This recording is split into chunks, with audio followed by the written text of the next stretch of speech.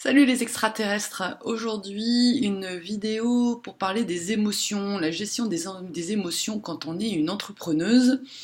C'est hyper important parce que quand on est hypersensible, on se trouve souvent en fait dans des situations où on se retrouve bloqué en fait à cause des émotions. Ça peut être par exemple un trop plein d'anxiété, du stress, de l'incompréhension, voire même de la colère parfois. Et peut-être que tu te reconnaîtras dans cette situation où tu sens en fait que tu as plein de choses à transmettre, que tu as plein de connaissances en fait, mais tu n'arrives pas vraiment à les mettre dans l'ordre, tu n'arrives pas à surtout les sortir et à faire une offre en fait pour la faire connaître. Et ça, c'est souvent à cause des émotions, parce que dans ton enfance, il est possible que on t'ait envoyé en fait des messages concernant ta différence, justement, le fait que tu ne penses pas comme tout le monde, que tu ne fais jamais comme tout le monde, que voilà, c'est que finalement on te demande en fait de rentrer dans une case et toi t'es jamais, c'est pas ce que tu fais, et donc tu as le sentiment que finalement ce que tu as dans la tête c'est pas forcément ce qu'aiment les gens, et donc tu es coincé en fait avec ces émotions là. Alors j'avais envie justement de proposer de partager en fait l'intelligence émotionnelle, qui est justement un processus en 4 étapes pour justement apprendre à ne pas se laisser envahir par les émotions. Alors je regarde mes petites notes pour pas me planter. Alors donc du coup là, on va se mettre dans une situation où voilà, tu es face à un lancement d'offres par exemple, et un lancement de business ou l'envie de créer ton business, mais finalement tu te rends compte que tu tournes toujours en rond, que tu es tout le temps en train de réfléchir, que tu passes des jours et des jours en fait à travailler sur ton offre, mais que tu n'arrives jamais en fait à la mettre dans l'action, à la mettre dans la matière, parce que tu as cette croyance que finalement elle n'est pas suffisamment bonne, que ça va pas être à la hauteur, ou que tu vas être rejeté. Voilà, tout plein de croyances limitantes qui vont t'empêcher. Donc la première des choses à faire dans ces cas-là, c'est vraiment de se poser, d'arrêter de faire, parce que là, en fait, il y a une espèce de mécanisme qui s'est mis en place, de hamster qui tourne en rond dans ta tête, et c'est ton mental, en fait, qui est en train de reprendre le dessus, et qui t'empêche finalement de faire. Et ça, tu peux le voir, en fait, dans ton corps, parce que tu sens que il y a de la tension, en fait, et que t'es pas bien, et voilà, tu commences à devenir nerveux, et pas positif. Bref, tu sens que t'es pas complètement toi. Alors la première des choses, donc, comme je le disais, c'est de commencer à respirer. Parce que la première des choses dont il faut prendre conscience, c'est que quand on est dans cet état-là, on ne respire plus. Et donc la respiration, c'est vraiment la vie. Donc mon invitation, c'est vraiment de revenir dans le corps et de fermer les yeux et de se dire, ok, qu'est-ce qui se passe à l'intérieur de moi ? Comment je peux mettre des mots ou des sensations à cette difficulté que je peux voir. Là, il y a des fois où c'est très compliqué, parce qu'encore une fois, le mental est en train de prendre le dessus, et je le vois bien dans mes coachings qu'il y a certaines personnes qui sont tellement envahies en fait par leur mental qu'ils me disent mais je sais même pas mettre des mots en fait. Donc il y a plusieurs façons de faire en fait par rapport à ça. La première, c'est déjà d'essayer d'identifier c'est où dans mon corps, c'est où c'est crispé en fait. Donc là, souvent, voilà, ça va être la nuque, les épaules par exemple, ou le dos, c'est souvent ce qui agit.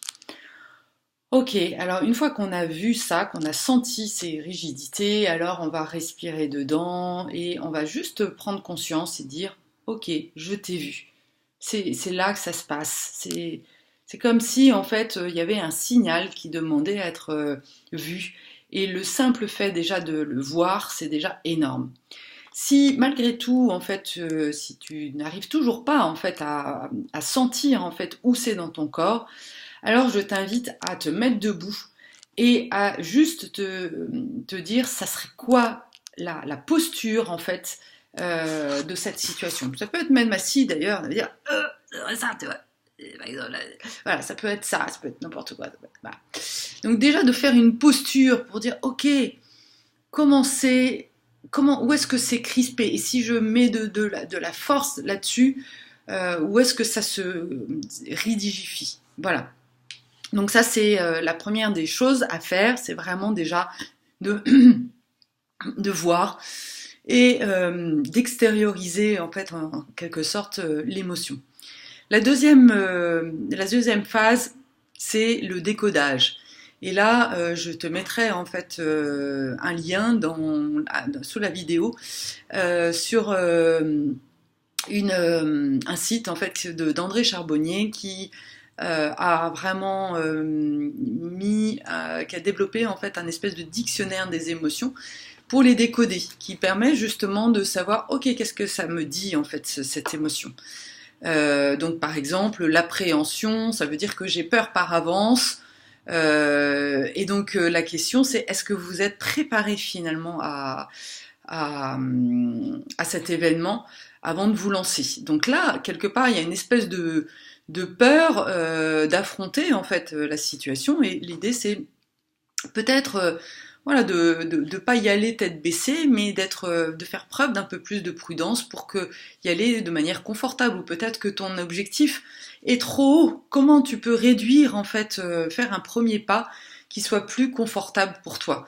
Ça peut être de faire un test, par exemple, avec des gens que tu connais ou des gens simplement que tu leur dis, bah voilà, des gens bienveillants, tu leur dis, voilà, j'ai envie de tester une offre, je vous fais une réduction, moins 50%, comme ça, les choses sont claires et tu ne racontes pas de bobards, parce que pour toi, en fait, c'est super important, en fait, d'être aligné et d'être honnête, en fait, avec tes clients. Et si tu te mets trop de pression, alors ça peut pas marcher. Le troisième élément, c'est de se mettre en empathie. Alors, ça dépend des cas. Là, je parle de cas où ton émotion, par exemple, ferait intervenir une tierce personne. Imaginons tout d'un coup, je sais pas, tu es avec ton comptable et tu sens une colère, tu sens voilà, que tu as juste envie de rentrer dedans ou je ne sais pas qui.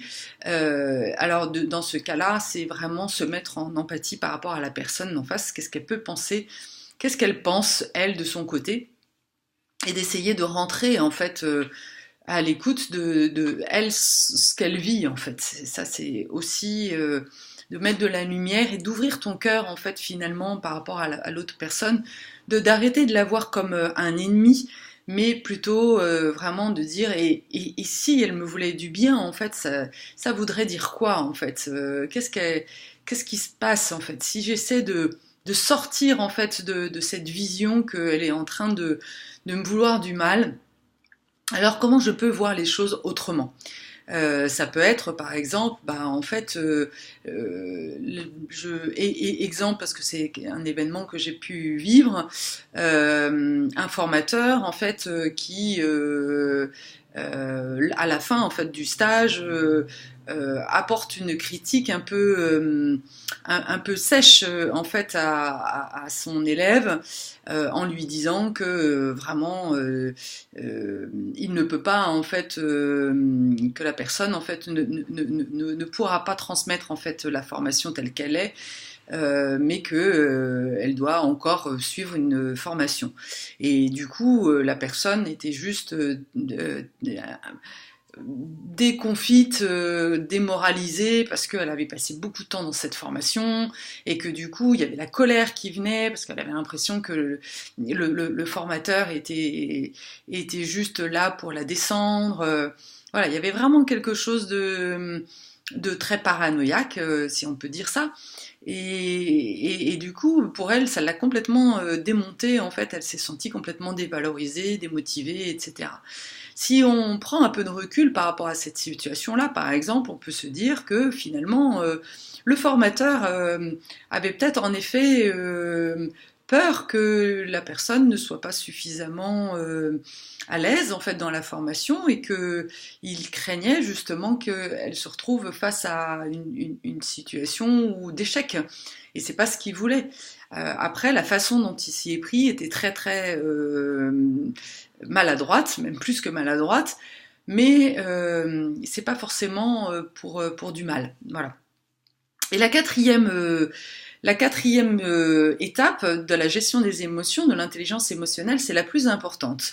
C'est la question, il faut se poser, ok, c'est quoi le résultat que je veux? Là, je suis coincée, je me sens dévalorisée, mais finalement, qu'est-ce que, dans l'idéal, si j'avais une baguette magique, qu'est-ce que je voudrais être?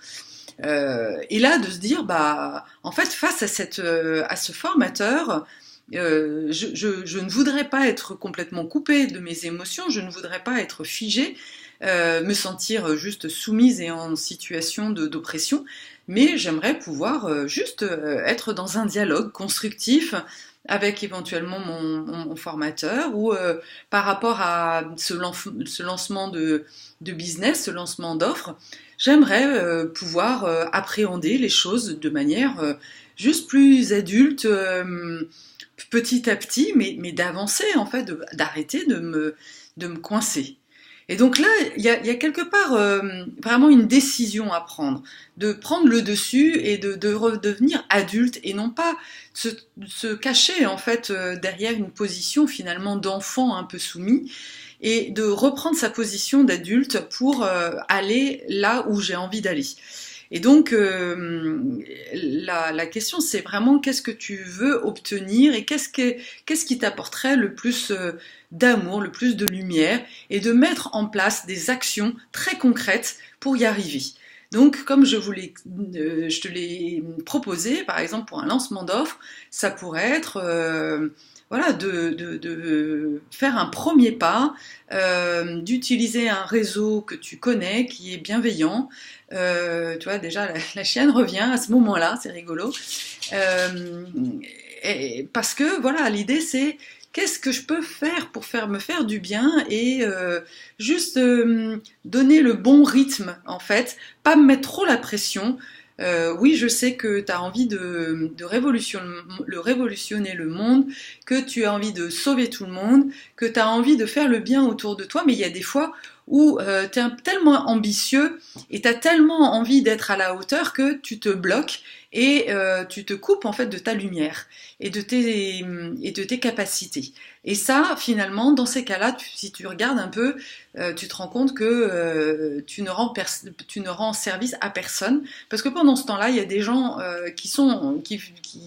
que tu pourrais aider, mais que tu ne peux pas aider parce que tu restes coincé dans ton bureau à procrastiner.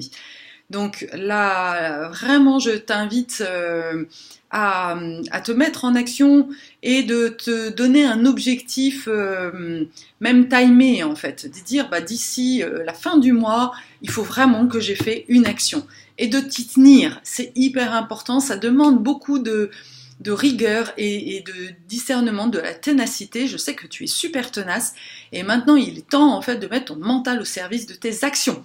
Voilà, parce que c'est la fin de cette vidéo et j'espère qu'elle te sera utile. À bientôt.